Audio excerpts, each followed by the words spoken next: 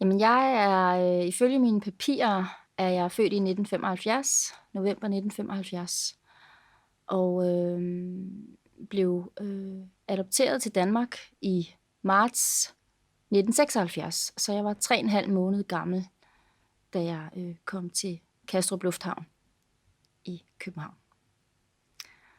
Og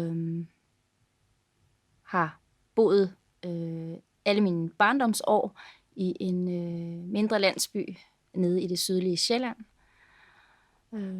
Har gået i den børnehave og folkeskole i den samme by, og har i det hele taget haft en meget tryg opvækst. Og da jeg er 17 år, flytter jeg til Jylland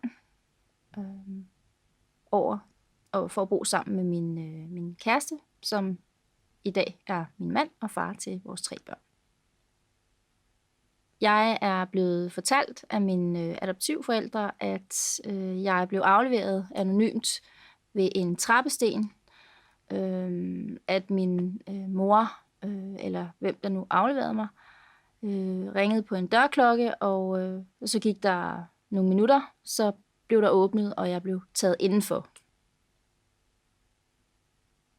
Jeg har stadig mine adoptivforældre, min mor og min far, og jeg er vokset op i Dalby, den her mindre landsby. Jeg har haft en meget tryg barndom. Jeg har fået god opmærksomhed, og mine forældre har... Jeg har aldrig været i tvivl om, at jeg var et ønskebarn. Jeg har haft gode relationer hele vejen op gennem min barndom. Jeg var ikke den eneste adopteret i min hjemby. Jeg tror, vi var 5 i alt. Deriblandt var vi 2 koreanere, som ikke har haft så meget med hinanden at gøre op gennem tiden. Men jeg tror alligevel, vi lagde mærke til hinanden på skolegangen. Jamen, jeg flyttede så til Jylland over til min kæreste i 1992. Der var jeg lige blevet fyldt 17 år, og jeg skulle over og bo sammen med Kim. Vi blev gift i 1998, og i 2001, der blev jeg mor til Jeppe, mit første barn.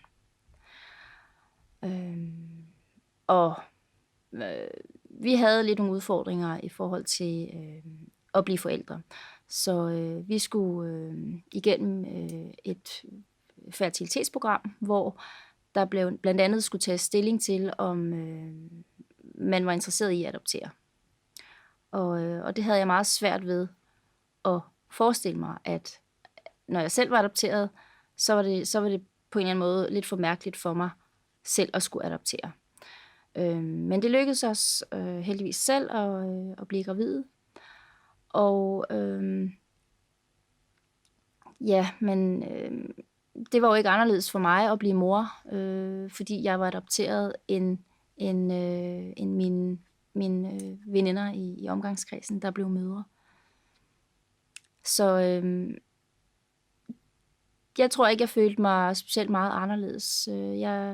Jeg tror ikke, jeg tænkte så meget. Jeg tror egentlig ikke gennem tiden, jeg har spekuleret så meget over i en given situation, om det var fordi, om udfaldet blev, at sådan som det blev, fordi jeg var adopteret. For mig har det ikke fyldt særlig meget det faktum, at jeg var adopteret. Jeg tror, jeg har fået med mig hjemmefra af min mor, at jeg var præcis ligesom alle andre. Det har hun i hvert fald altid gjort rigtig meget ud af at få mig til at føle og fortælle mig, at jeg var fuldstændig lige så god som alle andre. Og ja. Altså det at blive mor, det tror jeg er stort for alle kvinder, uanset om man er adopteret eller ikke adopteret.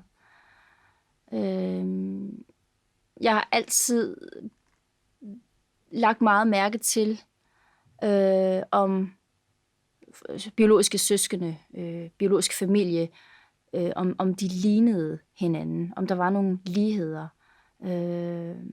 Og når jeg sådan har spurgt folk, har du egentlig tænkt på, hvor meget du ligner eller lyder som din søster, eller går ligesom din far, så har folk, der har været biologisk i familie, tænkt, nej, det har jeg aldrig tænkt over. Men det har altid optaget mig meget. Og jeg har jo altid glædet mig til den dag, hvor jeg fik mine egne børn. Fordi så kunne jeg ligesom også spejle mig i dem, fordi at de forhåbentlig fik nogle træk med af mine. Så det har jo i min underbevidsthed har der selvfølgelig altid været en nysgerrighed for at kende lidt mere til min koreanske side.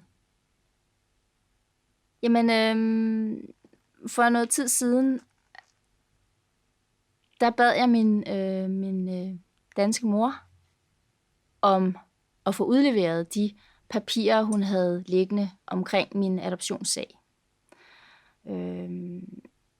Jeg kan egentlig ikke lige sådan komme i tanke om helt konkret, at der var en bestemt grund til det.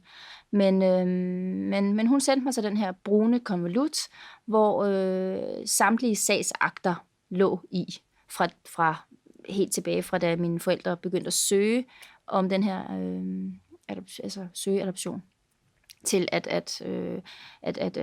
der var en journal på mig. Der var en masse papirer, der var sådan lidt irrelevante for mig. Jeg havde selvfølgelig håbet på at finde en journal imellem de her papirer, hvilket jeg også fandt. Og det var meget underligt pludselig at sådan kunne se, der var navne, der var tider, tidspunkter, datoer. Fordi fra at være vokset op med en forestilling om, at alting er ukendt, og der var ikke rigtig noget viden om noget. Der var ikke nogen oplysninger om noget. Så til, at man sidder konkret med en journal fra det her børnehjem, jeg har været på, indtil jeg kom til Danmark. Det var noget, der satte nogle tanker i gang hos mig. Og det var sådan lidt som at åbne Pandoras æske og få sidde med det her stykke papir i hånden. Så jeg kunne ikke bare ligesom sige, okay, men det var da spændende, men jeg må også videre med mit liv. Så det næste skridt, det var helt naturligt for mig at tage kontakt til Korea-klubben. Jeg havde jo nok godt vidst i adskillige år, at der vist nok var et netværk, men havde egentlig ikke sådan haft nogen videre interesse og behov for at være en del af det. Men pludselig er man i gang med den her proces, og jeg var til det første møde for ikke så lang tid siden, hvor der den dag var en workshop om at søge sine biologiske rødder i Korea. Og det var sådan en meget overvældende oplevelse at komme ind i det her lokale, hvor jeg tror, vi endte med at være 14 koreanere i det samme rum. Det har jeg aldrig prøvet før, og jeg havde egentlig ikke, jeg havde slet ikke lige tænkt, at det var det, der kom til at ske. Så det var sådan en nærmest en ud af kroppen oplevelse. Og jeg nåede lige at tænke ved mig selv, at gud, jeg er simpelthen den eneste her, der kan tale dansk. Og det har folk i min omgangskreds jo grinet meget af, når jeg har fortalt dem det. Men fordi alle var jo fuldstændig lige så pæredanske som jeg selv, lige på nær udseendet. Altså, vi kan jo ikke løbe fra vores udseende, og skal heller ikke løbe fra det. Så det var en stor oplevelse. Jamen, jeg er jo så blevet medlem af Korea-klubben nu, og har jo truffet nogle interessante mennesker, som har i den grad inspireret mig til at gerne ville til Korea.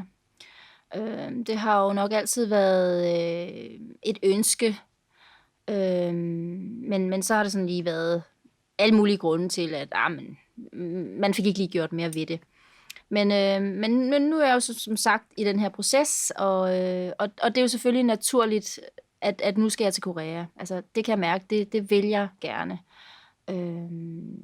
Jeg vil gerne til Korea, fordi jeg vil gerne hente en masse viden med mig hjem om landet, om kulturen, om koreanere. Og så tror jeg da, at for mig har det altid været en drøm at prøve at forsvinde lidt i mængden.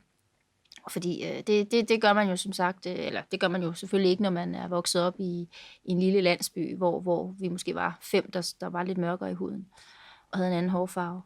Så jeg har brug for at kunne fortælle mine børn om Korea. Jeg har måske i mindre grad behov for at på nuværende tidspunkt er der mindre behov for at søge mine rødder. Det er ikke det, der er formålet. Formålet er, at jeg vil gerne derud for at have noget med mig hjem. Jeg kan give videre til min familie, mine børn. Jeg kunne rigtig godt tænke mig at komme alene til Korea første gang. Jeg tror, jeg er nødt til at være lidt fokuseret omkring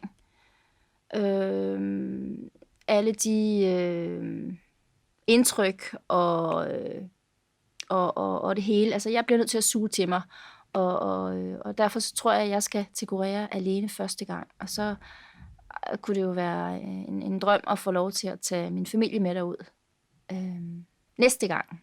For jeg håber da bestemt, at der bliver mulighed for at besøge Korea mere end en gang. Jamen, jeg bliver jo nogle gange forvekslet med andre folkeslag. Altså i en danskers øjne er man 9 ud af 10 gange er man kineser, fordi man har de her smalle øjne og en lille næse og mørkt hår. Og det er nogle gange svært ikke at tage det personligt. Men jeg tænker jo, at folk, de gør det jo ikke for sådan at såre, at de sådan siger, jamen, hvor kommer du så fra? Og du taler da meget godt dansk.